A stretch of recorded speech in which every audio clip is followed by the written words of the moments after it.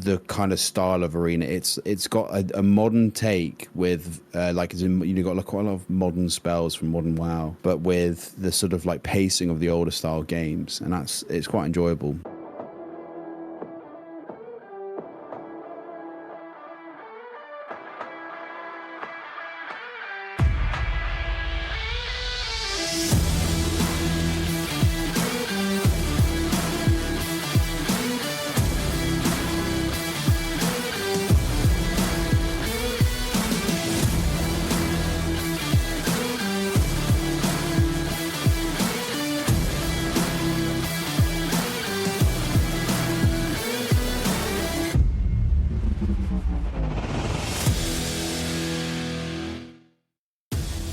It's June the 5th, 2024, and you know why you're here, so let's kick this off right and introduce the players. Hey, I'm Jarazar, a WoW esports aficionado. Hello, I'm Treesap Jake, and I'm a resummoned monkey pet. Wait, I didn't turtle yet. Oh, can you even turtle? Don't you mean deterrence? Wah. They got to get the right cooldown. Right, well, you know, I've been playing a lot of DF still, and you're playing Cata Classic, so that which is actually kind of funny because I finally got around to leveling my hunter last weekend, or the week the one that just passed. Yeah, right before they nerfed. They nerfed it. So yay. Everything. Yeah, it's fine. I mean, it just prepares me for leveling a hunter now over on Cata, where I can feel powerful again, right? You can. Hunters are very powerful, and even though their little gimmick has been stopped or is not present, it doesn't stop them being really strong. Well, there you go. So hey, now I have something to do. I can. I'll be honest. For all the years that I've been playing World of Warcraft, I never really felt the need to play Hunter. Well, because I was playing Warlock, but I already had a pet class, so there was that. And then, so I did make a Hunter though when my daughter was born with her name on it, and then it just kind of sat there. Like I was trying Beastmaster, and I didn't like it. It felt weird sending off your pet and letting your pet do everything. But now playing Marksman, like it's fun. It's a fun class to play. It is a fun class to play. A lot of damage. Yeah, kind of wish I had gotten into it earlier, but oh well, better late than never, right? But I'm still not going to forgive you for giving up on the Warlock, though. Well, trading in Warlock for fancier, more shooty class. Well, I honestly kind of gave up the Warlock. Probably back in Legion, really, because Legion was playing DK more, and then BFA. I was trying to get into Warlock, but it's just so darn complex trying to track all the dots and everything. It was too much, and I also didn't like the whole PvE side of PvP in BFA. Yeah. And then kind of got into it a bit more in Shadowlands, but DF I just didn't really get into it. I was having more fun playing Prop Paladin and doing Mythic Plus dungeons than ... stand around. Stand around, die. Well, yeah. Because I've always been bad at kiting, so I didn't survive well. Anyway. Well, this is the thing, right? It depends on what you're kind of playing. I feel like Warlock's one of those specs where you've got to kite around, whereas you could choose something else, like an MM Hunter, where you can just stand there. Yep. Or maybe Shadow Priest is your calling. Maybe. Well, there was a period of time there where you could kind of just stand there and take it to the face as a Warlock, and then they nerfed Demon Armor and all that stuff too. So, so that's when you really had to kite. But yeah, that's then. This is now, and I want to hear Need, Greet, and Pass. This likely won't be a clean fight, so keep your distance, Harry! All right, Need, Greet, and Pass. Jake? Yes? What do you have for us today? So, I thought, seeing as we're talking about Cata, the only appropriate response is, much like many of the PvPers on there, still continuing to do PvE, is to choose the appropriate PvE content. And so this is PvE propaganda. I feel like you can't really talk about Cata without talking about some of the main parts of it. Like, Arena's going to be the same. Arena, we know what's what, but really the draw of playing Cata is going back and redoing some things. So I thought, instead of talking about zones or talking about comps or anything like that, I thought I'd talk about something that we can kind of all relate to, having done these multiple times, whether it's current content, old content, whatever. Right. There is opportunity to do it. So it's a choice of need, greed, and pass on the raids. So you've got Blackwing Descent, Firelands, and Dragon Soul. Those are the ones that I've kind of picked out as the kind of main ones. I guess you could kind of throw in there Bastion of Twilight as well, if you wanted to. But we kind of say we'll see Blackwing Descent / Bastion of Twilight. Those are the kind of ones for that one, Firelands and the Dragon Soul, and kind of choose which one you would prefer, which one you enjoyed the most, which one you kind of would okay, and then I guess pass is actually just get rid of. So if you could get rid of one of those in your Cata experience. Why don't you go first, Gareth? Can I pass on all of them? Yeah. No, you gotta choose the lesser of the lesser of three evils. Lesser of three evils. Because I did all these. I didn't do them well, but I did them all. Which one to need, which one to greed, and what? Shoot. See, now I feel at an impasse here. I feel handicapped because I can't remember which one had like the super awesome trinkets and gear that we needed for PvP. So, and I think that's really what matters. I feel like Dragonlands and Dragon Soul and Firelands were the ones where that stuff happened. So you still got some of them in the kind of first tier. Mm-hmm. You've got like Bell, which is quite big, and then obviously in Firelands and Dragon Soul you get the legendary staff and legendary daggers. Yeah. So that's there. Yeah, as well. Okay, so yeah, so I think the staff came from Firelands, right? Mm-hmm. Yeah. So that's why. Okay, so as a caster, I would have to need on Firelands. Then I did like Firelands. I enjoyed the thematics of the dungeon or the raid. The first you had to kill a bunch of things to call on Sadronix and his two puppies, and then there was that lava monster with the two legs where you had to like steer him depending on which one you were damaging. Those were kind of cool. Spider boss was also kind of cool. A bunch of them. Yeah, I liked it. I really enjoyed the thematic of that raid. So I'll have to need on that one. I'm going to greed on Blackwing Depths. I did like it was the throwback to back to the whole Blackwing side and getting a bunch of that lore and whatnot. And I'm just gonna pass on Dragon Soul, mostly because I still have I still go in there and I still have PTSD of falling off the back of the dragon. I was so bad at that. We would roll that thing. I don't know how many times a night I was end up falling off. Like I wouldn't tether myself properly, or I don't know what. It was something. That was a hectic fight for me. And out of all of it, that's the one that I hate the most. That darn back of Deathwing and trying to get the armor plates off. I just couldn't do it. So that's my 3. Okay, no, that's fair enough. I think they're very valid. I'm actually, to us, I think most people, from what I've learned, would actually put like Bastion of Twilight, Blackwing Descent as first, and then Firelands. Like they're good, they're both good, but most people say that the Bastion of Twilight raid is actually one of their favorite raids of all time. Yeah. So that's an interesting one for me. I'm going to shake things up a little bit, and I don't know whether you're going to hate me or not for making this suggestion. But I can never hate you. Good, because I'm going to need Dragon Soul. Okay, I hate you.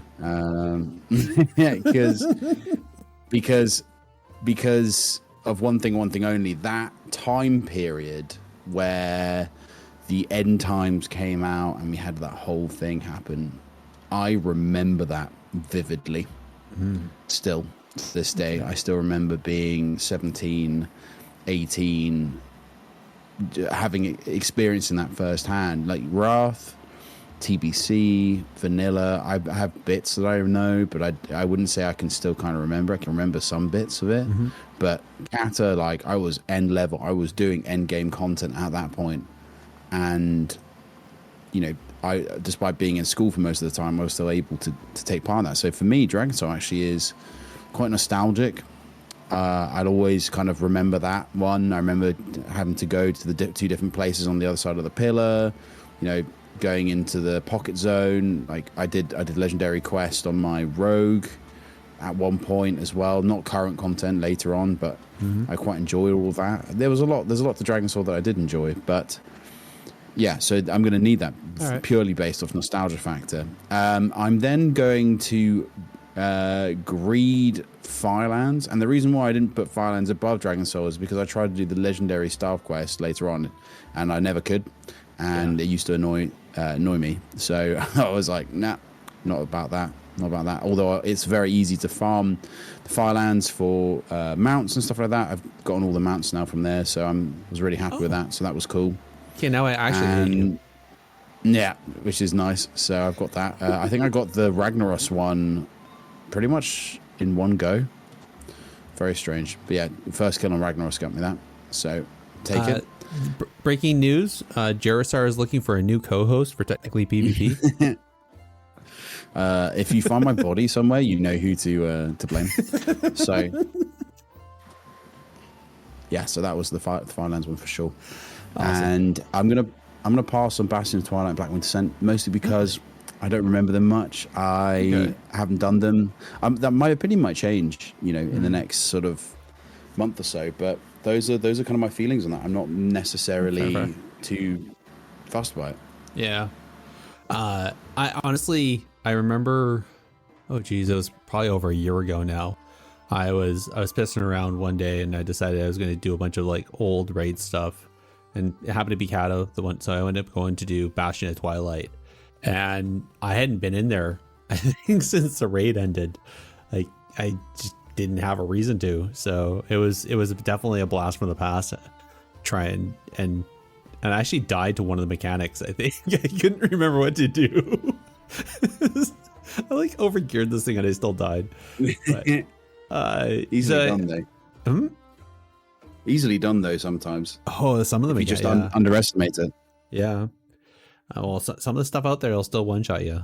And this was around the time that they actually started putting in a bunch of neat mechanics that I think they started doing, like instead of flat damage, they were percentage based and all that stuff. So like, yeah, if you're not paying attention, it can one shot you, or at least, or like wear you down pretty fast. So I highly recommend that. You know, even if you're playing classic, but you kind of want to, you know, kind of remind yourself, jump into it in retail and DF and just go over there and, you know, oh yeah, you'll probably have a bit of a recollection. All of a sudden you'll get like a blast from the past walking in there. Well, I mean, I know we said that I'm mostly doing Cata and you're doing retail, but every now and then I log into retail and just queue shuffle on my Shadow Priest. Yeah. And I've been consistently pushing. Yeah. Oh, cool. Well, good on you. So you know what? If you do all your dailies and all the things you need to do in Cata, finish that up and just queue some shuffle, gang. Yeah, it's a smart thing to do. Smart thing to do. Absolutely. I will. I don't know. Maybe now that I have that hunter, I just need to get the hunter some gear. So I need to get some honor gear on him in that, and then I'll probably start popping him into shuffle and BG Blitz and have fun with that. Speaking of plans for the future, though, why don't we talk about what's upcoming for PvP events? Get in there and fight! Stop hiding! Indeed. I should probably actually have precursored that with, and don't forget to hop on over to Twitter, hop on over to Discord and everything else, and tell us what you think about your choices for Need, Green, and Pass. I forgot to Probably do that. should have done. I probably should have. That would have been a good thing to do. As far as upcoming PvP events, there's a few things on the go right now. The first and foremost, as far as community events go, is our event, the 3v3 summer tournament that we're trying to put together, and that's happening on the 22nd of June. So links for that is going to be in the show notes, straight to the Match Arena page. So if you want to compete, head on over there, sign up to. It's a little convoluted because reasons, but sign on up. Ping us on our Discord. We made a Discord server just for this tournament and future ones because we're planning to do more. And yeah, you can ask us questions and we can help you out. And if you aren't going to compete, we're crowdfunding this. So again, head on over to the Match Arena and if you want to, drop some bucks and help support the players who are going to be competing. The other things that are going on is the Great Push style tournament being hosted by Liquid, their Eve Ascension series that they do every once in a while. That's happening on the 29th of June. The tournament signups have already started, and I'm not sure how much longer they're going to go for. So definitely go check that out. And then there's the official Blizzard events. So there's the Blackwing Descent speed run that's going to be happening this weekend. So that's I think 2 EU guilds. Is that right, Jake? I mean, your guess is as good as mine. Okay, I think they are. I assume. Yeah, I think so.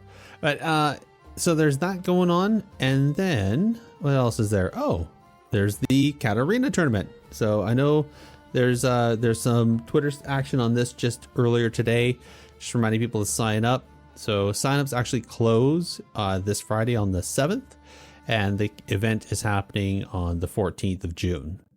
And then after that, we have the MDI starting. Well, the Proving Grounds are going to be the week of the 19th. And then the actual Group A is not going to happen until the 5th of July. So we have some breaks there of events. But that's always a good go. I always enjoy watching the Great Push. Just because some of the things that people do in these tournaments are kind of wacky. You know what I mean? Yeah. I really enjoy when things get weird. Yeah. Mm. Well, me too. There we go. Love it. Love it. Indeed. I've got a question then. Yeah. What do you think's gonna be a big player in the Cata Arena Tournament? Oh. What do you think? Like, what classes are we going to see? Yeah, what comps do you think we'll see a lot of? I know that you haven't played much, but I just from a nostalgic kind of thinking back, what do you think? I want to say we'll see some turbo. Okay. I don't know why, but something tells me that turbo will be seen. I'm not sure. Not sure though. Actually, I can't even remember what was. Probably some jungle with the marksman and feral. Yeah. That's going to be kind of a given. Like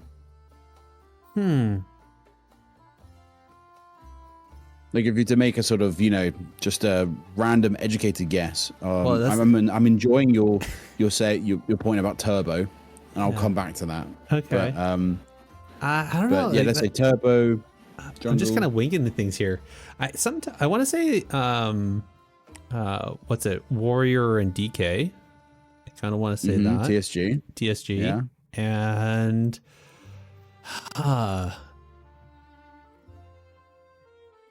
should I put you out of your misery? Ret Rogue? Scooby Doo Cupid? I don't know if we'll see. I'll tell you what, this is my opinion. Okay. So I think what we'll see is, I think you've made some excellent educated guesses there. Truly educated. Honestly, I actually think we will see a turbo. I think there'll be some enhancement shaman players that will come in. They'll kind of surprise you a little bit with the amount of damage output they do. But I think I'll be surprised. But yeah. But the main, I think the comps that we'll probably see are jungle for sure. Jungle's very strong. We will probably see maybe some TSG potentially. We're definitely going to see some RLS, so roguelike. Yeah. Another couple of comps that's really big at the minute are FLS, so Feral Lock, and then also Boomkin, LSD2, Boomkin, Warlock. So you'll see a lot of these. It's going to be an interesting one for sure, because in threes, a lot of things die very quickly, whereas in twos, they don't die very quickly at all. Yeah. Well, especially if I remember correctly, in Cata with twos, if you're up against a healer DPS, like especially if you're a healer DPS, like that's going to be a really, really long game, right? Yeah, like, that's pretty much what happens. Mm-hmm. Twos. I didn't remember that being a thing. Yeah, it takes a while. I totally forgot about LSD2 with Boomkin. That's I've heard that comp for a while. Interesting. Yeah, exactly. Like you would never do that. I mean, did you ever play LSD3? No. The old enhanced shaman boogaloo. No, I've never done that. That's a mop comp, I think. From what I remember when I've played that sort of thing. But I think I played a little bit of that in WoD as well. But anyway, I without going into too much detail, because obviously we have the wonderful subject that I'm asked to talk about. I just thought I'd ask what you thought we might see in the Cata tournament. Yeah. But I'd like to be surprised. I would love to see a turbo. I think that would actually surprise me. Me too. I like turbo. I think it's fun to watch. Right up there with jungle. I actually really enjoy watching jungle. But yeah, I think thanks for that. That was a bit of a brain stretch though. I don't feel so educated in those guesses, but surprise. It's got to be done. Indeed. I guess since you kind of hinted at it, why don't we get into the subject of analysis though, and actually talk about Cataclysm? I'm gonna light you up, sweet cheeks. Alrighty. So yeah, Cataclysm dropped just a few weeks ago. Everybody, I mean, there's a bunch of streamers that have been playing it. There's a bunch of people that have been getting ready for this Cata tournament that we just talked about for Blizzard. So the thing I noticed though, and I know Big was talking in our DM channel about this, is the fact it's not actually Cataclysm. Like when they first did Vanilla Classic, they tried to hold really true to the original experience, and they changed a few things. And then, BC they changed a few things, and Wrath they changed a few things. But in Classic Cata, like the way they're doing Conquest and the rolling cap is nowhere near the same it was back in original Cata, eh? Yeah, exactly. I mean, I remember I listened to Dakrov talk about it today. Apparently, you have to have a really high battleground score or something in order to, get like the cap raised or something. I mean, I don't even remember what it was like in Cata. I barely understood what was going on. But I think this is the thing. People need to realize that this is not the same game. Like all the people that play private server stuff, this is not the same game. We've seen that Blizzard are willing with Wrath to change certain things. I mean, I don't know if you remember this, but in Wrath, in the first season, everything was normal. The first kind of like way through, the first kind of like raiding tier, everything was normal. Then in Ulduar patch, they threw out these changes for Ret and these changes for Feral that made Feral just go from being like nothing to something, at least in PvE. So in my opinion, I think Blizzard are more than willing to kind of go about and actually like make some changes when they need to. Yeah, no, totally. I think I think we've seen that already in like I said, the past Classic patches and expansions that they've re-thrown out there. They've definitely use their lessons learned and are improving on those in certain ways. I just found like this one in particular, like I think it's a great quality of life change. I really enjoyed that in Dragonflight, how if you missed out on a week, you weren't behind forever, right? Because you just had to play a little bit more the next week when you had more time, and you caught up, right? Or or if you're playing enough that normally you would cap and then still exceed if you could, now you can just catch up. So I like the fact that there's never that feeling of missing out by missing a week or something like that.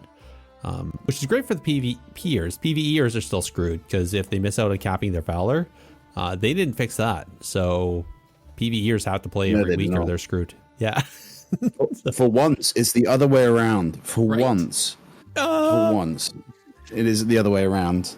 No, I think it's an interesting conversation, really, about the changes made for the classic community. I think, realistically speaking, you could never make changes to original vanilla unless it was like a season discovery thing. There could be no way that any changes could be made because of that fact. Because everyone plays vanilla for it just to be vanilla, for it to be as simple and easy as it always was and always has been. And I think that's perfect. It just needs to stay that way. All vanilla needs to just be as fresh and as normal as possible, unless there is a massive clamoring for something kind of different.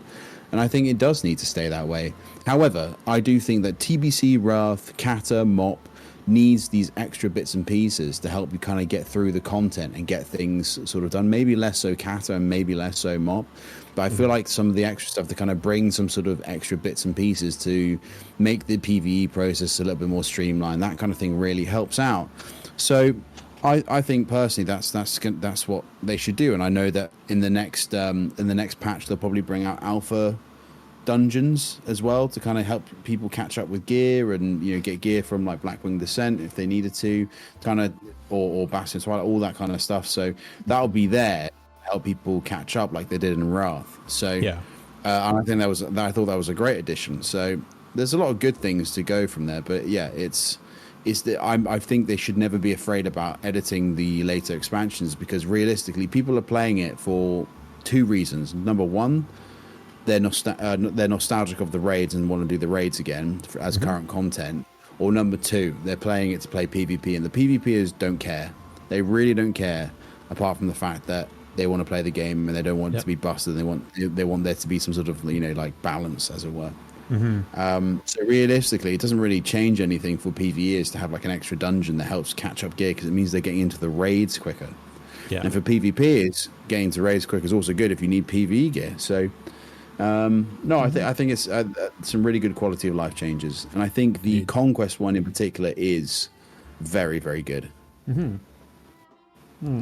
Because I mean, today an example is today I got my 8K, so it's 4K cap per week. Yep. 8K. I got two pieces last week, and this week I got my weapon and my offhand, which is an extra buttload of resilience for me. Nice. So yeah, no, it's very good.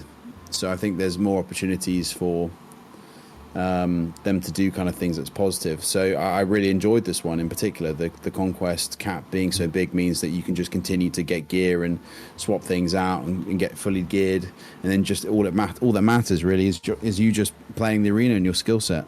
Yeah, I think the two things. One, there is a group of players that are also playing Cata because they never played it, or or they were too young, like they couldn't really play as in depth as they can now. So I think that's one other sect of the community that you kind of missed on that.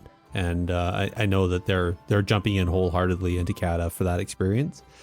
One thing I totally forgot about this is that whole thing about resilience, and just how important that stat was too in PvP. I totally forgot about that thing in Cata. So thank you for that little reminder of resilient stacking. That was the thing. Now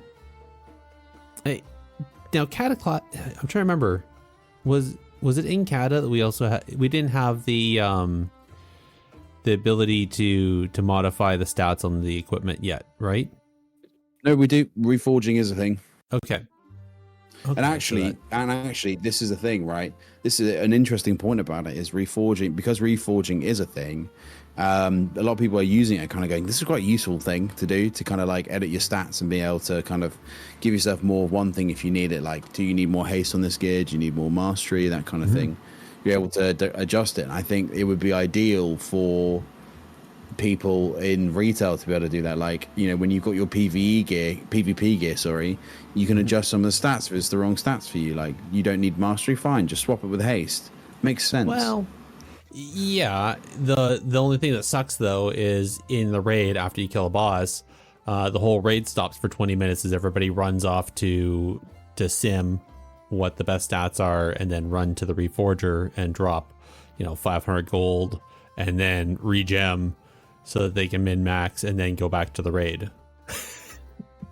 Well, I think that sadly is up to the GM of the guild, the raid leader, to decide to not let people leave when they've got new gear to reforge it. I think that's probably what's going to happen with my guild. Like, reforging happens at the end of the raid. Makes sense. If you get new gear, just wait, because you'll want to gem it and enchant it and everything. Everything needs to be done. It can wait. Yep. Unless it's like really necessary for progress, or if you're progressing, then fine. But yeah, I don't think so. It'll be interesting to see the Race to World first. They're actually streaming. That's what happened. Oh, really? Well, tier 0. I'm talking like the real tiers. Yeah, maybe. Yeah, maybe. But still, they've still completed it. Fair enough. But well, it's all good. Man. That's funny. I still remember that phase. We were, this piece of gear is gonna make me so much better. Let me just run off, and this like 20 minutes later, and a bunch of gold, and that was the enchanters. So then they'd all hop back, and or as a warlock, so we'd portal everybody back, and then we'd enchant them, and then off we went. It was just, it was a mess. I don't miss that stuff in PvE, doing PvP at least. I don't know. I get the idea that if you're getting RNG gear, then reforging is handy that way, because you can take a piece that's not great for you and min max it, at least to improve its utility for your class, your spec, whatever. But with PvP, it's deterministic gearing, so I don't see the need. I really don't. And if everybody is, if everybody's decided that, like I said, the bell, if that's the best trinket, then everybody has it. So it's all the same stats anyways. Then it comes back down to skill, maybe a little RNG if you get a crit or something like that. But it becomes very skill based as long as everybody has the same stuff, right? Yeah, exactly. Like it's definitely a kind of skill-based thing for sure, and then comp-based stuff as well. Like there's like for example, in the first season, obviously casters are weaker because of the haste levels. Then melee kind of run rampant right now, so it's going to be interesting going into the later seasons of Cata to see where like warlocks get stronger and everything like that. So I'm excited to kind of see what happens with that one. But actually you have a point, because Cata was when they really brought in a new type of balancing, and you really had your paper rock scissors in arena, right? Yeah, so you do, because Kitty is the worst thing I've had to queue into recently, for sure. It's also in the sense that, well, put it this way, I'm playing Alphaless, so Feral Lock with a shaman, and this is the expansion that Train Blue became a thing. Yeah. So when Shaman became much more prevalent, this is the expansion where it all kicked off. So your Kitty Cleave sits and the TSG sit on the Shaman and just ride until the cows come home. Fair. And unfortunately, that's what happens. So you've got to be able to peel, and obviously warriors can't be peeled, which is at least by warlocks at least. So it's a difficult one. It's a very difficult comp, and they are strong, but obviously they get slightly weaker as time progresses. Well, do they get weaker, or does everybody else just get stronger, more stronger? I suppose maybe it's just everyone else gets a bit stronger. They don't rise nearly as hard. Like rogues, for example, aren't as strong at the minute. Like ferals are rampant right now because they do a load of damage and a lot of peels. So they only really, I think they get taken over by rogues later on down the line in Dragon Soul. So yeah, which is again when they get the legendaries, right? Because it's the Lego, the daggers that really take them over the top. Interesting. So what do you think about, and I'm gonna shout out Mortai on this, because me and him had a little chat about this, but I'm gonna raise this one as a point. The weapons, how they time gated them behind Conquest. So if I remember correctly, weapons used to be time gated behind rating, where you had to get a certain level of rating before you could purchase the the weapons. And then this time around, they decided to say, no, you just have to earn X amount of conquest and then you can get the weapons. What do you think about that? And the fact that it's an interesting one. I don't think it was a bad thing at all. I mean, honestly, like I got my weapons today. Mm-hmm. The time gate is not an issue at all. Okay. I really don't think it is. I think there's very little that kind of was an issue for me ever. Okay. And I think that it's nice that people couldn't just get weapons in the beginning, for sure. I don't think anyone batted an eyelid. You just buy some different pieces, and then this week you buy your weapons. It's really not an issue. So, personally, don't think it was a major problem at all.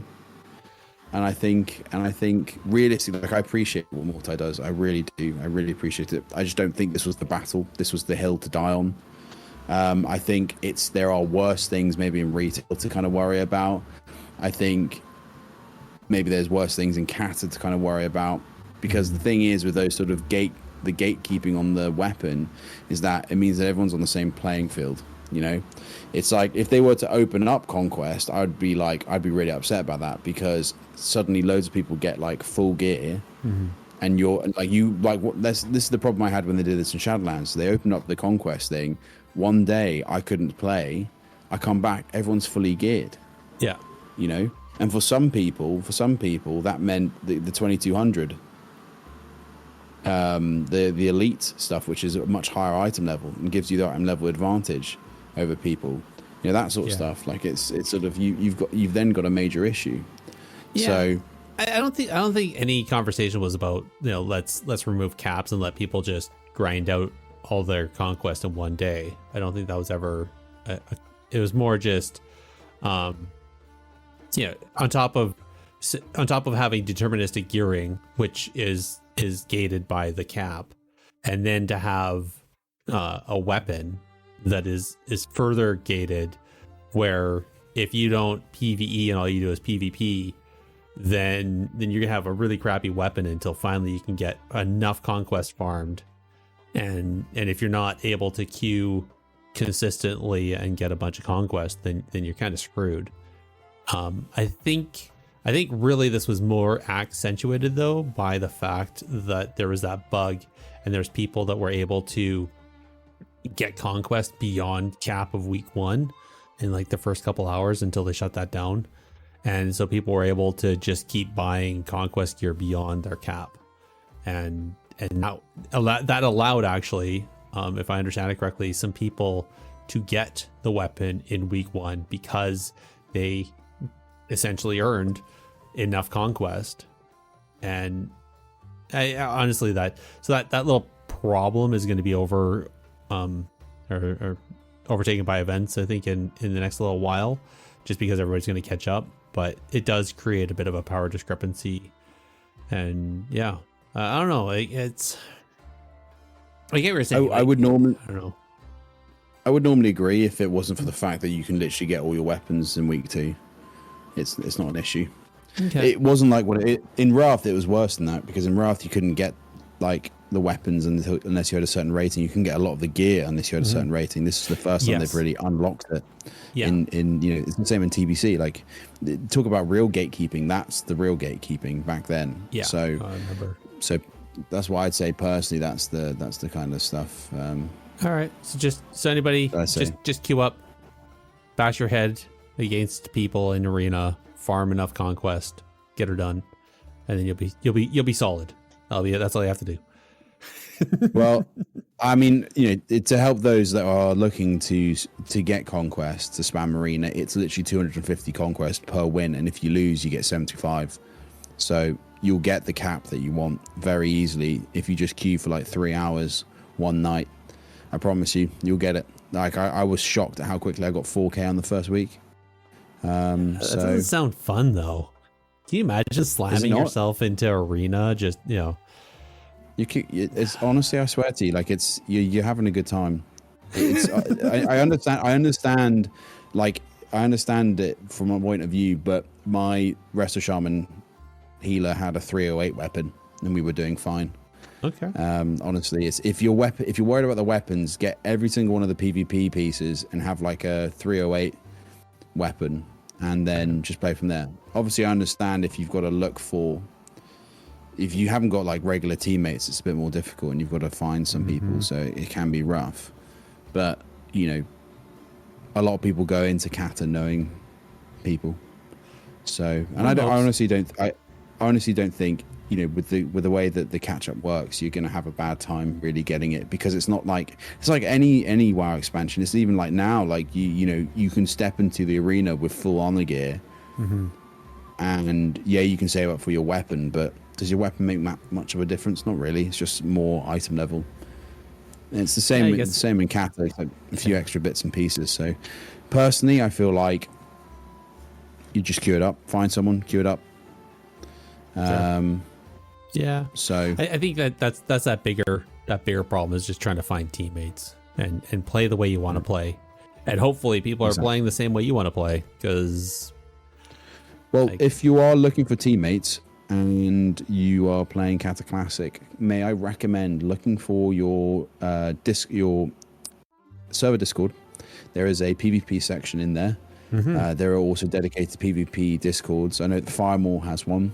Yep. So if you're on Firemore for Alliance, or Gehennas has one, you just go in there, you go into the PvP section, and you say, this is my XP, I'm looking for someone to play with, I'm playing healer, I'm playing DPS. You'll find someone, or if you look through it, you'll find someone, and that's a really good way of getting teammates if you're looking to do arena. But I understand, like, you know, people come into Cata with different concepts and ideas, and I think majority of the players that are playing Cata do just want to do arena, because that's what they're living for, that kind of old school arena from Cata. Yeah. I don't know, I heard a lot of people it seemed like a lot of people were excited to do RBGs again. I wonder if it's just that, you know, anybody that likes RBGs are still playing Dragonflight, because, you know, whether you're playing Dragonflight or if you're playing Cata Classic, RBGs is RBGs. It's still the same, different classes, but kind of the same gameplay, right? Same strategies and whatnot. Similar, yeah, for sure. Definitely similar stuff. I think it's a difficult one, because the RPG community suffer anyway from the fact that, you know, you don't really get anything from it. Yeah. Which obviously they're looking to you get a title. Change. No, yeah, you get a title, yeah, but people want mounts, and title is nice, I'm not gonna lie, but yeah, it's dead again, because it's hard to get into the RPG community, because at the top end they're very toxic and they're very cliquey, and then at the bottom end it's so much harder to organize 10 people than it is to 2 other people. Yeah, that's always the way. All right, I'm trying to think what else. What would you say if someone's like, okay, Jake, you know, I want to get into arena again. I only have time to play Cata or Dragonflight. What are the pros and the cons? Which one? What's the pros and the cons of playing Cata, PvP? I'll say arena, right? Because we're kind of focused on arena today. Versus and same for to Dragonflight. What do you say? I would say the pros of Cata Arena are the pacing and the kind of style of arena. It's got a modern take with like, as in, you've got like quite a lot of modern spells from modern WoW, but with the sort of like pacing of the older style games, and it's quite enjoyable. Like, you definitely got more breadth of understanding. They last longer. You know, a lot of it's about CC setup and rather than just kind of like pure unloading of damage. You know, you've got different comps that are very viable. There's a lot of different comps that are viable, and that's really interesting. You know, you can play jungle, FLS, RLS, TSG, Ebola, Kitty Cleave, LSD2, you know, LSD in general. You could play MLS. There's loads of different things. Shadowplay. There's lots of different comps that are actually viable for you to play. In the same way, there's a lot of them for Dragonflight. And I think if you enjoy the older style of game and you want to kind of do a bit of PvE here and there, explore the kind of new / older world of Cataclysm, kind of get that experience, then it's kind of ideal for you. And my personal feelings are like, if, the one reason why I'd want to go and do Dragonflight is solo shuffle, right? Solo shuffle, nice and easy. You get your gear, you queue it up, that's that.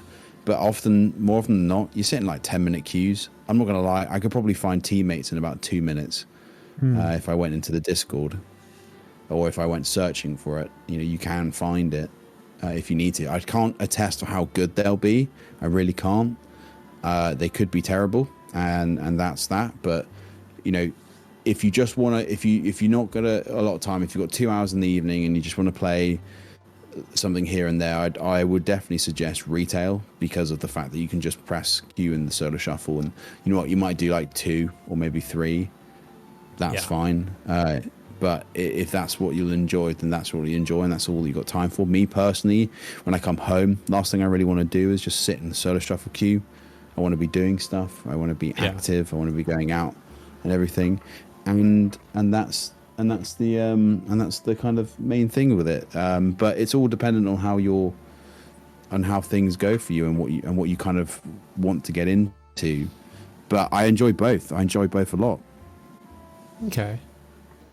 I just think it's the problem with it, Gareth, is that you've got to kind of decide on what's worthwhile. Do you feel like you want to sit in a queue and get a couple of games in solo shuffle, but you don't have to look for anyone? You can kind of chill, watch some Netflix, that kind of thing. Mm-hmm. And that's fine. Like that's a viable thing. I did that all last Saturday. Last Saturday, I sat in. It was miserable outside. I whacked on some Netflix. I sat in a solo shuffle queue and I pushed up 500, 600 rating, and that was good. I enjoyed that a lot, and that was fine for me. Definitely didn't mind that. Didn't have to worry about anything. Kind of chill, kind of relaxed, and that's what you can do. But I think if you're kind of looking for an older style of game, looking a bit of nostalgia, kind of a lot of spread comps that aren't bogged down by maybe the kind of intricacies and random amounts of passives that maybe retail has, then I think Cata Arena is good. Yeah. I think you kind of nailed it on the head there, though. It's a matter of tracking and team wise. So definitely Dragonflight has that solo shuffle experience going forward, in that you don't have to fight to try to find teammates. You can play whatever you want to play, and it sometimes it works, sometimes it doesn't, but you just pick your spec and off you go, and it'll get you a game regardless, rather than sitting in LFG and trying to find the comp that works, or try to make everything work, or fight the uphill battle of people not wanting to take a D tier a spec, whatever the perception is of the day, regardless of what bracket you're trying to queue into. So I will say Dragonflight does have that going for it.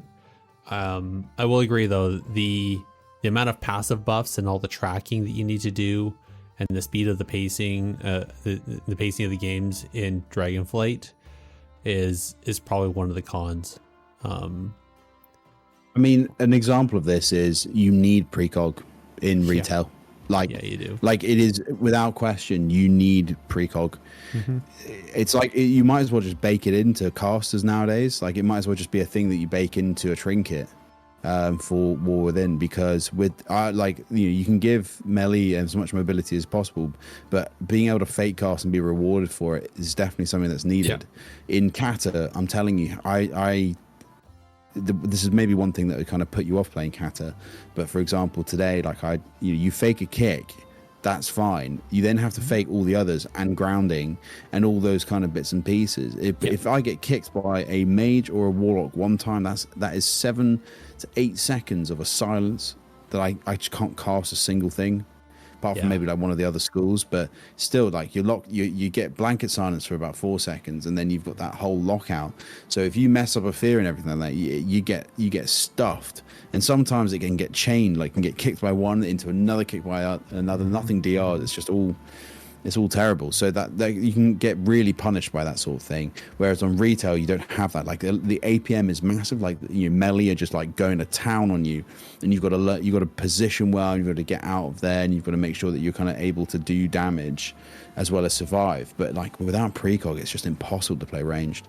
So I think that's something that I'm quite enjoying in Cat is the pace of like, you know what, if I get kicked, it's not going to destroy everything, but it's just going to mean it's going to delay stuff. You really know how to sell this, don't you? I'm giving you the pros and cons. I'm giving you the honest opinion. I love it. No, I love it. I'm just now I'm like, why am I playing DF? Dang it. Yeah. Well, no, you can play both. That's the joy of this, this world of Warcraft that we live in. You know, true. It just takes the time. So I still have to get in there and level up a character. So things to think about. But I appreciate that. I appreciate the perspective. Actually, here, what about weak auras? So like in Dragonflight, like weak auras are so prevalent. Like it's almost like you shall have a weak aura to alert you that somebody else pressed that button. Only because, good luck trying to see that icon amongst the other 50 that they have for all the passives buffs that they have going on, that they pushed their frenzy, or I don't know, or I'm just throwing something out there. In Cata, how necessary is weak auras? How necessary is it to have that foghorn going off in your head saying that somebody pushed a button? You can, but it's also kind of trained into you as well. Like you can have weak auras, and they definitely exist. It's more like you kind of want weak auras when you've got trinket procs, for example. That's the kind of thing for like snapshotting and making sure that you're getting your certain abilities up. Like that's kind of a thing that you can do. So yeah, for that reason and that reason alone, like you'd probably want some weak auras to kind of keep an eye on that.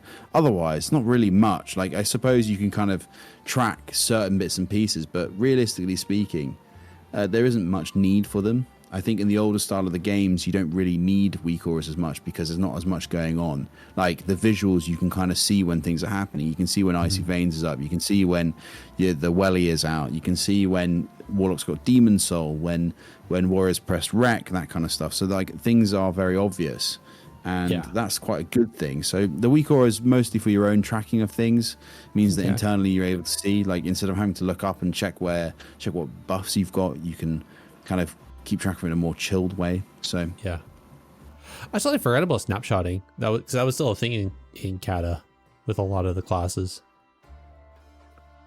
Say that again. Do you say? I totally forgot that. Edible. No. What? I forgot that snapshotting was a thing back in Cata. Oh yes. So I thought you said that there's a snapshotting edible thing, like, or you're eating like a snapshot. And I was like, what? Is that a thing you could do in Cata? And I was like, tell me how. Yeah. I need to talk slower. Sorry. Oh my gosh. No, I totally forgot that was a thing though in Cata, snapshotting, where you recast once you have a certain amount of buffs, and it like snapshots at that time, rather than, if I'm not mistaken, in Dragonflight, most of the abilities will recalculate as buffs come up and drop down, right? Yeah, that is a thing that definitely happened later on, like maybe Legion, something along those lines, or maybe even WoD or something like that. There, where it might be WoD, where the buff just kind of increased. So, interesting. Okay. What about spell? What's the term for it? I'm totally brain farting all of a sudden. Spell caching and was it when all the spells go off at the same time, when they like bucket and they, because that was the thing in vanilla and TBC, but I think they got rid of that now, right? Where you don't have your like you had spell batching, spell batching, which was a thing, but they actually got rid of that near the end of Classic, for sure. Okay, so that's not even, so we don't have to worry about that in Cata then. Okay, good. No. Alrighty, cool. I think so. I guess if anybody wants to play Cata Classic, I guess the only thing else, and just for a reminder to people, is if you are thinking about playing Cata Classic and you're like, oh, you know, leveling from 0 is just too much of a slog and I don't want to do it. You know, there is that, you know, you're giving more money to Blizzard, but there is, you can buy that little epic bundle that they have, and it gives you a leveling boost. And at least then you're only starting, I think you just have to level through Cata Classic. You don't have to start from 0 again. So that's always that. So just a reminder on that. I only remember that because they gave us a couple codes to give away right when Cata launched, which was kind of nice. And you also get, like, you know, I can't remember what the cost of it is, but you get like the big one that has like 30-day game time, and you get a mount and you get a pet and a few other cool stuff. So, all right. Jake, is there anything else that you think we should talk about in Cata Classic that we haven't mentioned already? Yes, there is. Yes, I think we should talk comps. Oh, yes. Okay. We talked about it a little bit before. Yes. I just thought a little extra thing to talk about. I feel like we should talk about comps. And the reason why I feel like we should talk about comps, and I think we should also talk about 2v2 as well and 5v5. But very importantly, I think there are a few things that I'd kind of want to mention on that before we just go straight into comps. But I thought it might be interesting for people that are listening, that are interested in Cata and kind of the situation and everything. You know, if Big was here, having done all the skill cap guides and everything, I'm sure he'd give far greater insight than maybe that I have. But it's very interesting to note that getting rid of the titles from 2v2 and 5v5, and mostly kind of keeping that focus on 3s means that 3s is a very busy bracket, and 2s and 5s are starting to die. We're in the time period where that crossover is happening, where, you know, they kind of want to keep 2s, but 5s is kind of dying out, because realistically people used 5s as a means of getting more arena points or conquest. Yeah. Nowadays, it's kind of redundant. Like, you'd push rating on 5s so that you could get a higher cap the next week. That doesn't work anymore. So I guess you could do 5s to get better, to get more, to get more more conquest. Fair enough. Possible opportunity for people who kind of maybe are struggling to find people. But again, like, nobody plays that bracket as much. So it's kind of dying out. I mean, 2s people can do because it's easy, nice and easy. That'll never go. But 5s, we're at the point where 5s are starting to die. Like, I haven't even thought about 5s. I thought about 5s all the time in Wrath because I wanted arena points. But now we can't. Like, what's the point? So I think that's an important thing. And with the 2s bracket no longer being in the running for Gladiator, you can still get other titles, but not for Gladiator. With that in mind, the main focus is the 3v3. So I was going to say, let's talk about some 3s comps. Sure. And I'd like to caveat it and say, like, some of the best specs at the minute are for sure like Rogue, Feral, Fire Mage. Boomkin's really good. Like, there's a lot of stuff that's up there that's just very, very good, and you kind of whack them all together and they work very well. So there's a lot of if you're kind of looking to play a melee, I highly recommend Feral. Feral kind of works with a lot of things. Feral works in FLS, so that's Feral Lock. Jungle, which is Feral Hunter, so Marksman Hunter, Survival Hunter, Marksman. Kind of thing. Is Marksman. I thought it's only Marksman though, isn't it? I don't think. I think Marksman is the best one. I think Beastmaster and Survivor are really bad. But I guess you could play with them. But yeah, Marksman is the main one. And so Jungle, you can play Ebola, which is Feral DK. You could play Kitty Cleave. Kitty Cleave is really big, so it's almost like a Zug comp, like Feral Warrior. Okay. You can play FMP, so Feral Mage. The versatility of what you can play with the viability of pretty much almost all specs feel viable, apart from some of the, like all classes feel viable. I mean, every class has a viable spec. Yeah, but not all specs are viable. But not all specs are viable. I'm pretty sure. I want to say Shadow Priest was really good, or still in Cata, but not Holy Priest. Wait, unlike in DF where Holy Priest is actually really viable. I don't remember it being viable in Cata. Am I wrong on that? Holy Priest definitely isn't viable for sure. Okay. Definitely is not. But Disc is good. Disc is up there with Resto Shaman and Shadow Priest is viable. Strong at the minute, gets stronger as time goes on. So I think, yeah, there's some really good. I mean, that's an example of where 2 out of 3 are good. It's the same thing with Druid. Druid, balance is good. Pharaoh is good. Pharaoh's the best. Yeah. Warrior, you've only got arms really. You've got no prot shenanigans or fury shenanigans at all. They nerfed that to the ground, if I remember. Yeah, thank God. So you got classic arms. DK is good. Frost DK is all right. Doesn't hit nearly as hard as Unholy. Unholy's got so many different things. So Unholy tends to be the thing. I know that Blood was viable. It's really tanky and kind of in like triple DPS comps. It could be viable, I think, in the first season. So Ret Paladin's good. Holy Paladin's all right. Seems to do pretty well. So they're pretty good. Hunters, as we said, we've only got Marksman Hunter. Warlock, you've only really got Affley. Affley's the only really viable, at least on this end patch. Ooh. Rogue. I wonder if we're going to see Shadowplay. Shadowplay's a thing for sure. Yeah. I don't know if you'd see it played in this season because I just think like the double wizard cleaves are going to come out later in the season for sure. Fair. Just because of the output and the haste that you'll get. At the minute, I feel like the stronger comps are like FLS, RLS. I think the only exception I'll say is that LSD2, so that's Boomkin, Warlock, Shaman seems to be really strong. And that one I think we'll see a lot of. And it's surprising how much damage it does. Just because Boomkin pumps so much damage all the time, like spread pressure everywhere. So very interesting of how intense it is and can be. Wow. And I just imagine like Boomkin and their dots along with Affliction dots. Like there's just so many dots there. A healer can't. You're just gonna rot away. Yeah, and they can't. And they've got spell protection. Yeah, that's right. Because UA, right? Yeah. Right. Exactly. Okay.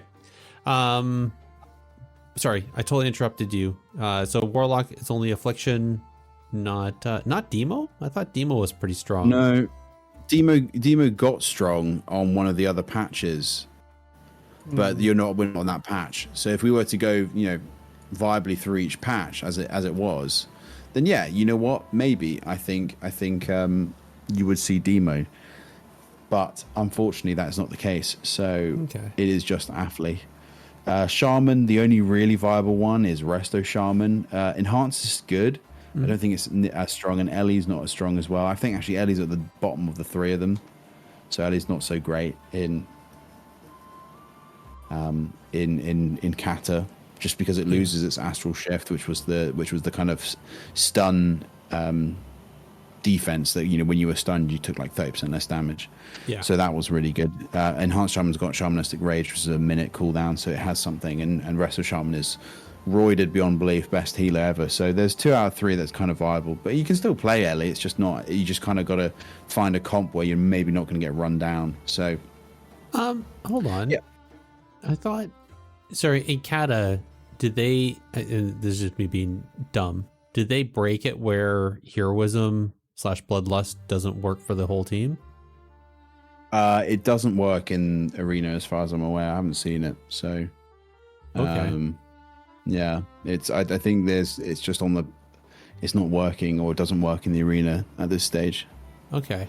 So, for some reason in my head, I thought that in Cata that was still a thing where you popped. It didn't. I don't think it lasted as long or something like that, but it still popped and worked for the whole team. Might be an OG.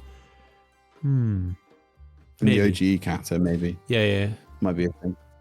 But it's definitely not at the minute for sure in Cata Classic. Because all right, anyway, but yeah, I guess that's the other thing because the Mage also has that, right? They have their time warp. That's what this is. When a bunch of other classes other than Shaman got haste buffs like that, haste cooldowns. Yeah, it is. Again, also not usable in Arena, but it's this is the thing, right? Like I think there was a trinket that allowed you to use it in Arena or something in the original Cata. I remember someone saying this to me. Okay. Like there were lots of stuff that allowed you to do kind of weird stuff that obviously we don't have. So we don't have the same experience. And I was actually just thinking about this. This is an interesting point to make. Whether or not actually when, let's say, for example, they go from Cata to MOP and then they stop at MOP Classic. At the end of MOP Classic, that is the end of Classic. You're not going back to WOD. You're not going through to Legion, blah, blah, blah. That's not going to happen. Okay. Although I think WOD would get the Cata treatment, which is that people would actually find they probably enjoyed it a lot more than they did to take us all the way through to Legion. Would I do that? I would hope not. I would think I would be so fatigued doing that. I don't think that would be possible. Would I play WOD? I probably would. If they did it, I probably would do it. You know, I would play MOP and then WOD for sure, just to play Enhancement Shaman again. But I really hope they don't. I really hope they finish at MOP if they do MOP Classic. Really? So, yeah, I hope they do, because MOP for me is the last time they had that really good. It was the last very great PvP expansion. Apart from maybe Legion. Legion was pretty good, but MOP was the last one, and the OG really good arena season. So I think that would be a good place for them to stop. But anyway, let's say that they don't. Let's say they stop at MOP and they do a reset. They go back to fresh. They make a fresh server, and then they're like, okay, from our fresh server, we're actually going to go back into TBC and repeat. I think what they should do is they should do it where instead of it being the end patch, they should actually do it patch by patch. Sorry, say that again. Well, so let's say they go to TBC. Instead of doing it sort of as, it's all going to be on 2.4.3 or whatever it was, the last patch. Instead, they take us through those individual patches. Oh. So with the changes that eventually happen, knowing full well that what's going to happen, I think that'd be maybe it's a bit of a rogue thing to say, a bit of a kind of off the wall kind of suggestion, but I thought it'd be really interesting, to kind of shake things up a little bit. You know what, it is TB Classic, but this is the real TBC Classic. We're going to add all the extra bits and pieces we've done, but then also balance stuff based off how the patches were before. I think it'd be quite interesting. I don't know if people would play it though, so it might not be worthwhile, but it'd be an interesting venture for sure. I think they would have to definitely let people know, because everybody knows what the bugs and what was broken before it got fixed. So well, I mean, fix the bugs. I don't mean don't fix them. Have the bugs fixed for sure, but implement the patches as they were, sort of with the class balancing kind of thing. Okay. Yeah, I can see that. That'd be an interesting thing to see. Yeah, it would be. Your audio just got really weird. Oh, what happened? I don't know, you sound like you're moved to the other side of the room or something. Oh no, I did actually move slightly because my my wire was trapped underneath my chair, and I was trying to subtly kind of not pull everything out. You sound like you're untangling stuff. Yeah, I was like, whoa! Microphone dynamics, those are fun. They are fun. So comp wise, I think you have a really great point though. Is that yes, there's a good number of viable specs out in this version. Definitely a lot of viable comps, and I remember that from Cata originally, is that there wasn't one comp was king. The best players of that comp were the best. It was definitely a bunch of viables. There's definitely some paper rock scissors. There was definitely options that people could play with, and that made for a really great gaming experience. So I look forward to people having that same gaming experience, and really hope they get that.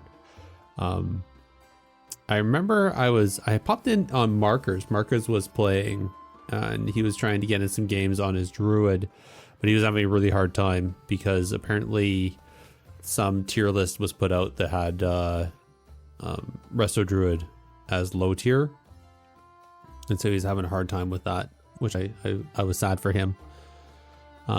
Is Resto Druid really that bad?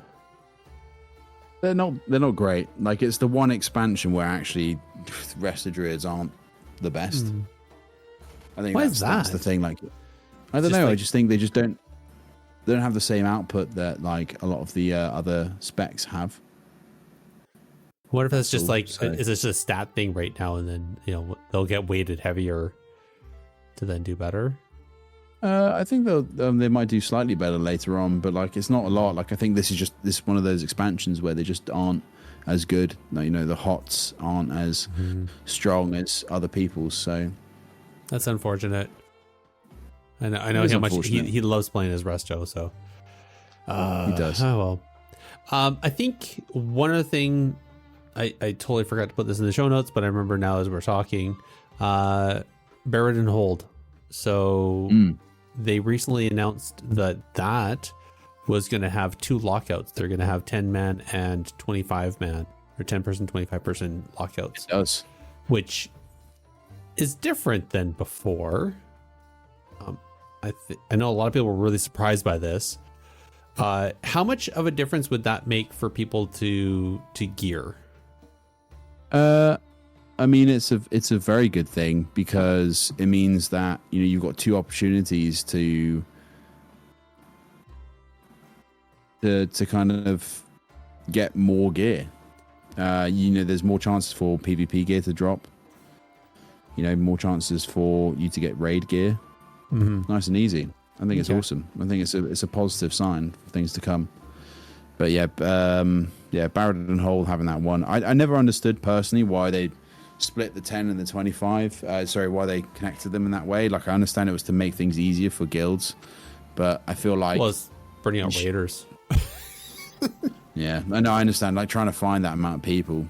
I feel like it's a bit of a weird one for maybe Cata. Like just kind of make them separate, but because most guilds will just do it 25, but some won't. I guess some will just do the 10-man. I understand that. I get it. A lot of guilds went full degen, where they would take their 25-person raid, they do the 25-person, and then they split it into 2 10s, and 5 people got dropped into the bench, and they'd run 2 10s. And so guilds were running like both raids twice, essentially, and it was like it's like 30 hours of raiding a week and stuff. It was crazy. That's why they did it, because players can't help themselves. Which anyway, I think I personally like doing a PvP realm, like a map like Barrett and Hold, like Wintergrasp. Do this PvP zone to get access to basically a loot pinata raid to get drops. That's so much better than a vault. Yes. I mean, is it though? I feel like Vault, at least you're guaranteed some gear, but like I think later on it just means that kind of like there's no catch up, right? Like realistically speaking, like the catch up for the Vault system is you just queue on your ults. Whereas I guess with that, it's a different kind of progression based thing, and I like it. I like the old style of doing things. I think it's a very interesting way of doing it, and I think it worked for the time period. And you forget how revolutionary WoW was back in the day. You forget like all of this stuff that we kind of take for granted now was just so ahead of its time, and they still are. Like in terms of the MMOs, like WoW is always so far ahead on a lot of things. Maybe less so on kind of like player housing and stuff. But there's a reason why people can't stop coming back to it. And the reason why is because the game just plays just so well. It's so smooth. It's so good. So that, if there's one thing that I would very much give Blizzard hands off to is just the way that they're able to just create such a dynamic game that's just so enjoyable to play, like all the time. So, and I'm really happy about that. But it's just that fluidness I don't get anywhere else. Yeah. The one thing I love about World of Warcraft is the world fluidity. Like every time you move zones, like it's completely fluid. You don't even notice. Sure, like you have to do loading screens when you get into instances and stuff like that. But I was playing another game with my wife recently, and every time you have like the set map area you're working in, but anytime you move to other spots, like so if you go into the underground of this spot, if you go into this temple, if you go into the other map, it's always loading screen. And I'm like, oh, I miss that about World of Warcraft. Like that is what really made WoW super. It's just that. Which game did you play? It's called Palia. Oh, I've not heard of that. Is that an MMO? Yeah. Oh. We'll talk about it offline. I don't want to talk about it Yeah. on our WoW podcast. But yeah. No, true. Fair enough. For viewers, forget you ever heard that name. It has no combat, right? Like there's no combat in it. So it's all imagine World of Warcraft without having like no fighting other than like killing creatures for meat and I'd say that the name is poorly placed. World of Warcraft. What right. a Peacecraft. Yeah. So Palea is basically like World of Farmcraft. It's it's a fun game. But okay, so I guess that's the other thing. So thank you. Chat did confirm that to their recollection, Buried in Hold did have 10 and 25 person lockouts back in original. So this is exactly the same. It's just maybe the other people I saw on social media and other places had forgotten that, and so they were shocked and surprised when Blizzard confirmed that it had 2 lockouts. So be it. It is what it is. I think that's it. I think we're pretty much covered everything there is to be about Cataclysm. So I hope those who are playing it are enjoying it. I think those who are on the fence, get in there, have fun, enjoy either the nostalgia or playing it for the first time. Either way, I will say the PvP there was memorable as being good, and you will enjoy yourself. I think so.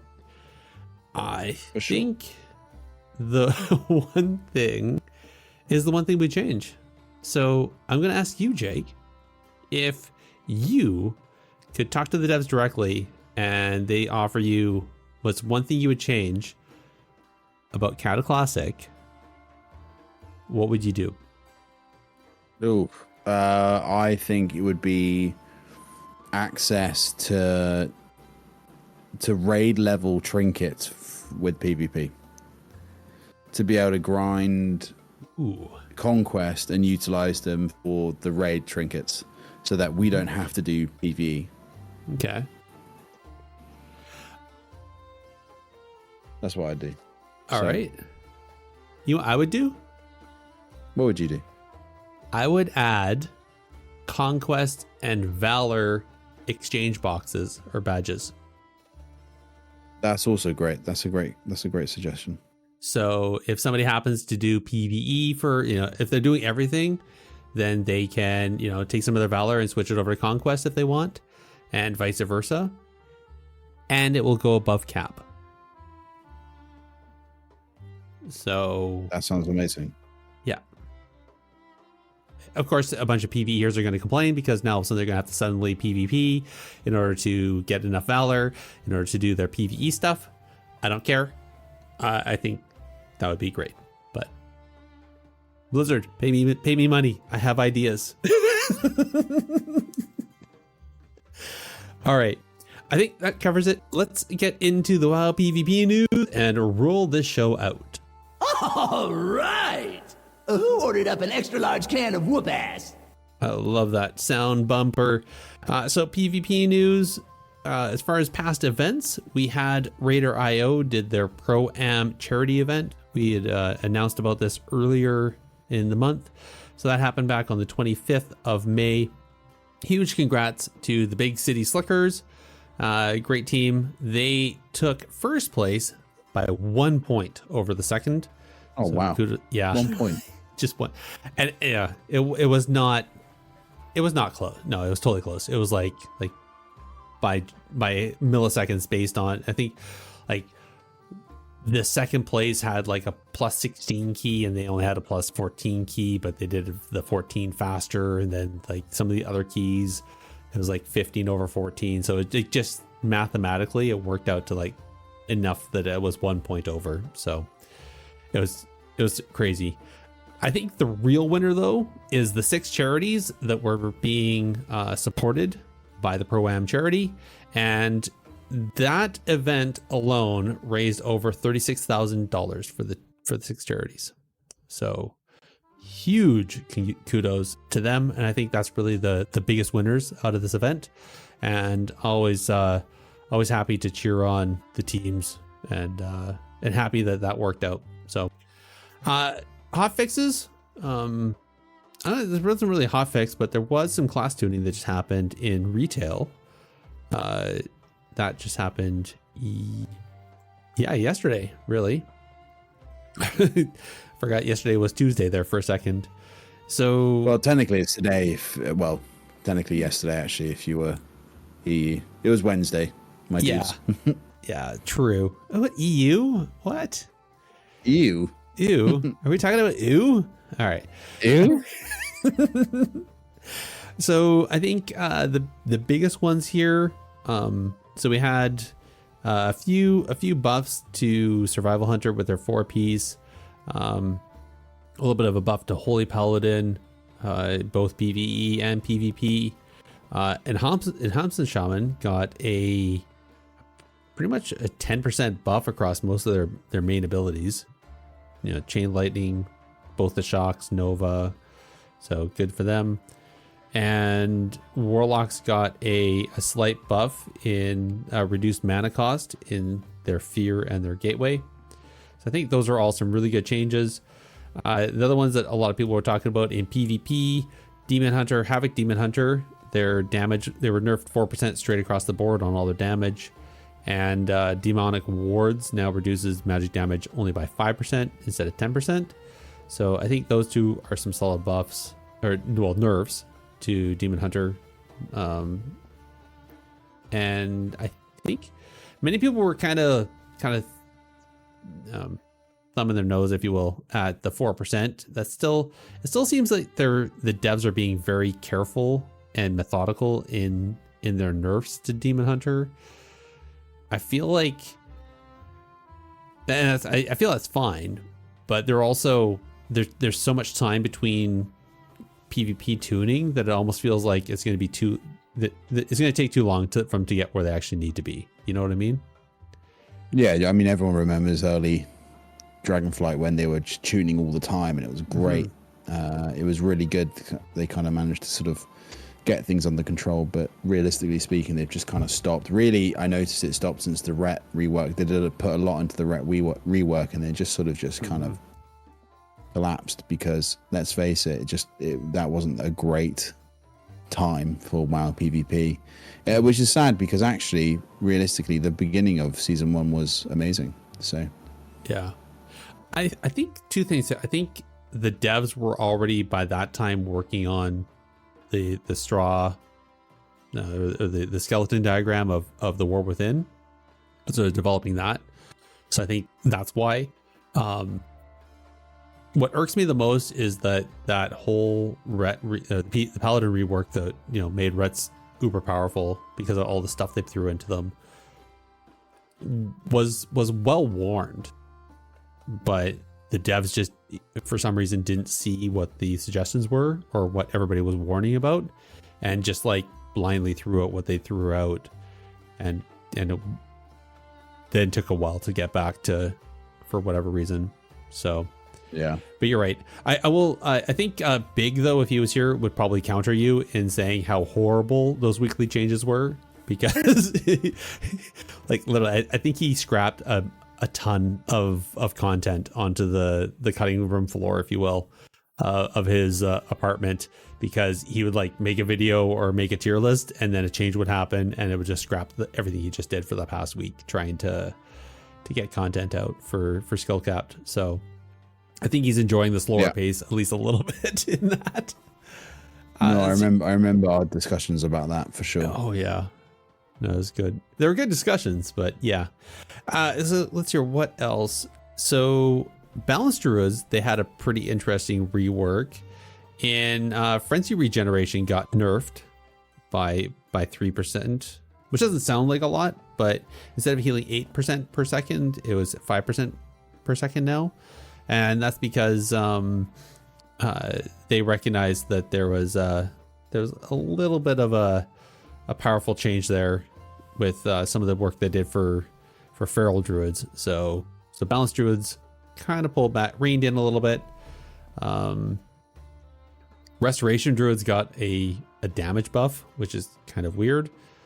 I'm not sure if they needed that, but okay. 2v2. Yeah.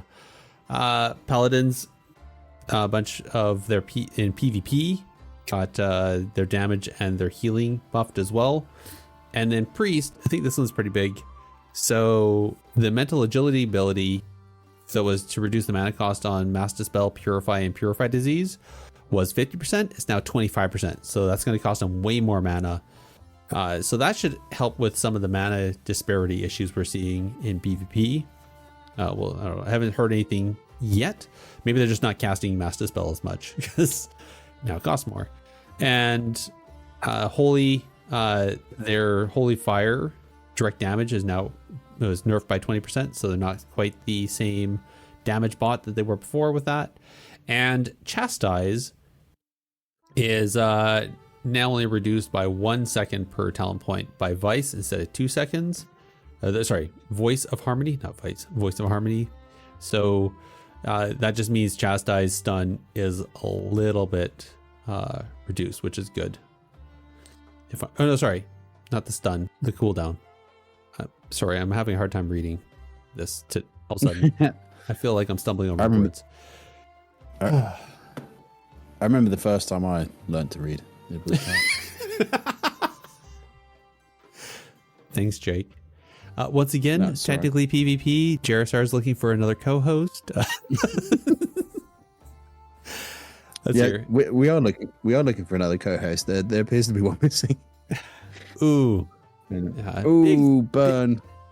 Big's just busy today. He wasn't able to make it. So, and I think last but not least, this is an interesting one that Subtly Rose got a damage buff in Rupture, Backstab, and Gloom Blade. Looking to buff their sort of consistent damage. Was that necessary? I mean, they're pretty poo outside of anything else, outside of their burst. I wouldn't say. I mean, I have not seen many sub rogues. I mostly see Outlaw Rogue and Asa Rogue. So, will we see more sub rogue? Who knows? I mean, the main thing is that Holy Paladin gets a buff, and then Demon Hunters and Boomkins get a nerf. That's important. True. I don't know. I feel like sub rogue is still really good. Their burst is so good. Like if you're gonna buff their consistent damage, then maybe nerf their burst a little bit. Or am I? Yeah. I just think they should keep the niches. If sub rogue is going to be a blaster, they should maintain it as a blaster for sure.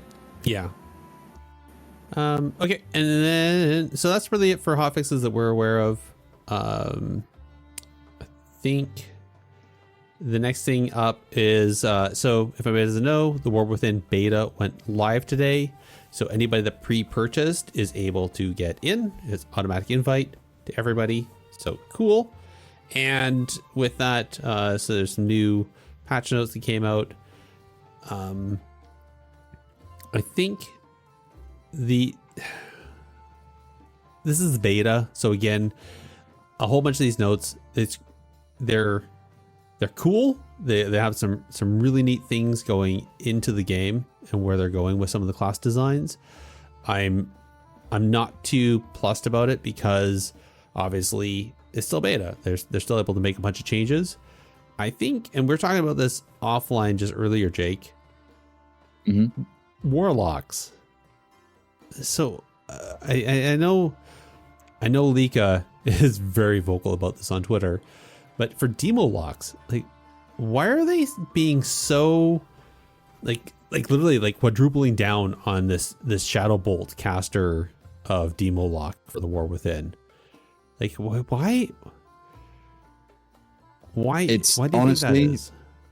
Well, I mean, an example of this is when we take a look at the results of the PvP interview that we did, right? Like, I think, well, at least you guys did. I had the unfortunate possibility of not being able to do it, but the thing that I got from there was that, you know, they were doubling down on on some of the choices from that as well. Like, I think there was a lot of stuff there where it was kind of like, yeah, you know what? No, we think this is right. Like, they clearly think that this is the right path for them. Mm-hmm. Like, they think that this is what they want. You know, so I wonder if this is just on like for how many people went back to Classic and where we're at with again Classic Cata, and just how people were playing Warlock then, that they're like, oh, people really liked Shadowbolt spamming, so we're going to go back to that, back to the core of the class. Is that it? Is that what you mean? I mean, what I was saying before about that was that there may be some nostalgia aspect from, like, you know, Cata and Wrath, where in PvE you would load up your dots and then just spam Shadowbolt. Like, maybe in this case it's get all your pets out and then you're rotationally pressing Shadowbolt, and I'm like, that's just not fun. And then from a PvP point of view, it's even worse. Like, sort of, you think about all the huge amounts of melee that just come at you and just have so much mobility and everything, and it's about to get even worse in the War Within. And you're trying to, like, okay, yeah, can I make room to even cast Shadowbolt? And it's like, you don't have any room. It's just you're killing any desire for anyone to want to play this spec. Yeah. By just really, like, quintupling, just over the moon and back, just doubling down on this stupid concept that they need to press Shadowbolt. I mean, they will have precog. They will, but, like, you're not going to, you know, fake precog so you can cast Shadowbolt. It's stupid. Yeah. I think the hardest thing here is that you're going to be like, okay, I'm casting Shadowbolt. Oh, I juked the kick. I got precog. Oh, now I'm stunned. Oh, now I'm feared. Oh, now I'm stunned. Oh, now I'm incapped. Oh, now I'm propped. Now I'm micro CC'd. Precog fell off. And now I have to juke a kick again to try to get precog to hopefully get a cast off. Well, this is the thing, right? You're okay when precog's in there, but, you know, what happens a lot of the time is that you go to fake a kick and instead they use one of their 3 different stuns on you when you faked a couple of times until the end of the cast. So then you've got that stun that stopped you from doing anything. Then you've got to actually fake the kick again because you haven't finished faking the kick. They've just used a stun on you. That in retail, that doesn't work. Maybe in older expansions it's fine. Like, you know, oh, they've used a stun on me. That's fine. I can load up my damage later. We're all good. In retail, it's all about APMs. How much, you know, buttons you press as quickly as possible, as fast as you can, and unfortunately, that's the situation. Yeah, I mean, like, you know, last episode we were talking with Caliph there, and he was even saying, like, he's like, I don't bother kicking because, you know, it's more guaranteed I'm going to stop the cast with the other 5 different CCs I can do as an assassination rogue than do a kick. Yeah. Like you said. Why would you bother? Yeah. Why risk giving, precog when you can just do a whole bunch of other CCs and just stop it, and guaranteed, right? So, anyway, exactly. It's just, that's so interesting, and and yes, chat. It's very possible that they're not even thinking about PvP. It's very PvE, and this whole tier that they have for the first tier of War Within. So, I mean, yeah, it's clearly like maybe they're like, yeah, it is what a thing, and you know that class is just not going to be viable in PvP for that patch, and maybe they're willing. So they've decided. Yeah, maybe they decided that, and they're fine with that. Maybe, who knows? We'll have to ask a dev next time we talk to him. Next time.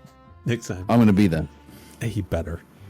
I think the last thing is being the beta's out. They have this in the show notes saying that the rated Battleground Blitz is enabled on the beta for queuing.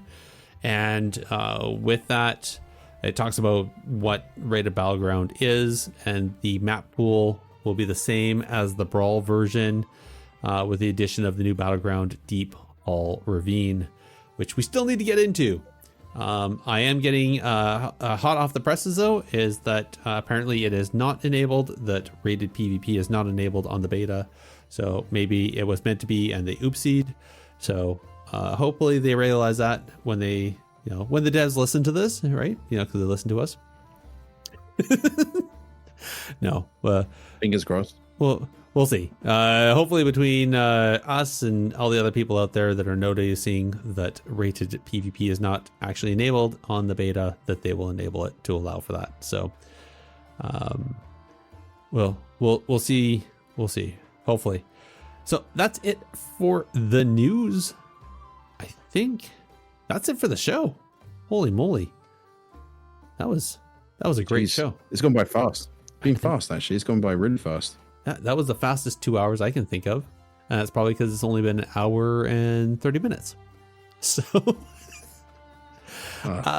yeah, it is what it is. That's all good. I think that, though, wondering, Jake, shout outs. Who would you like to shout out in the world today? Oh, you know what? I'm going to be shouting out my man, Bobby DK. I think I've been helping him out a lot in the last few weeks. If you want to go check him out, it's Bobby DK1 on Twitch. Guy just slams RPGs all day, every day, both Cata and retail, and just works hard. He's been on the show a couple of times. Yep. Just works hard. The boy knows what he's talking about. He's a very nice man as well. I highly rate him as an individual person. So really good guy to hang out with. Very competitive though, so you got to bring your A game. But yeah, really nice dude. So appreciate him a lot. Nice. That's a good shout out. Now I feel ill prepared. Are you having to think? I kind of am a little. I think really though is what I'm going to do is I'm going to shout out all the wonderful streamers who I dropped in on their streams just recently. I dropped in a whole bunch of people pointing out the fact that we have a tournament that we've organized and just asking if they saw it. And they did not, so they allowed me to link it into their chats, which was really nice. So it got not just them knowing, but other people as well, their viewers. And so I appreciate all those people who gave me their moment of time as I occupied their stream briefly to ask, basically in front of not like asking a person in front of a bunch of other people that are watching specifically what their answers are and everything. Hey, are you going to play in my tournament? Can you please play in my tournament? Yeah, it was a little dirty probably, but they were every single one of them was courteous to me. Oh, sorry, not most of them were courteous to me about it. But yeah, it's hopefully we get some people. I really hope we do. I mean, if it'll inspire you at all, just know that me and Big are going to be doing some commentating, shoutcasting. So yes, I think that's something to look forward to. Hear these dulcet tones talk about cooldowns. Indeed. There's a lot of damage coming this way. I think damage is coming. There's a lot of damage coming out of this Ret DK. I mean, Ret Rogue. I mean, this Ret Warrior. There you go. There's no example. I should actually, in all seriousness, the best shout out I could probably give is to a listener called Stastro, Joe. Mm-hmm. He's on the show a long time ago. Me and him did RBGs way back in the day. And yeah, he actually, as soon as he saw that I did the tournament, he dropped $20 onto the prize pool. So, oh, that's lovely of him. Yeah. So I think that's probably the best shout out I could probably give. All right. Outro. Jake. Tell people where they can, those who are already listening to us, tell them where they can find us again. Well, I can. Yeah, sure, of course. I mean, if you want to contact us directly at all, you can do so with a tweet to @technically_pvp or by an email to technicallypvp@gmail.com.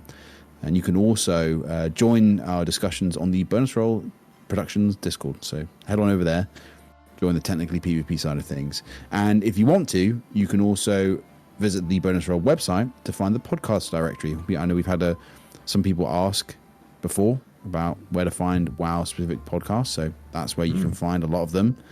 And obviously there's a lot of great shows there, so you just have to go to www.bonusroll.gg. Very easy. This directory also has a review system, so if you listen to them and you head on over there, you can tell everyone what you think of your favorite shows, especially us. Go let people know what you think. Indeed. And as always, links for everything we talked about will be in the show notes. I want to thank everybody for listening, and we'll chat with you next time. Good night, everybody. Good night.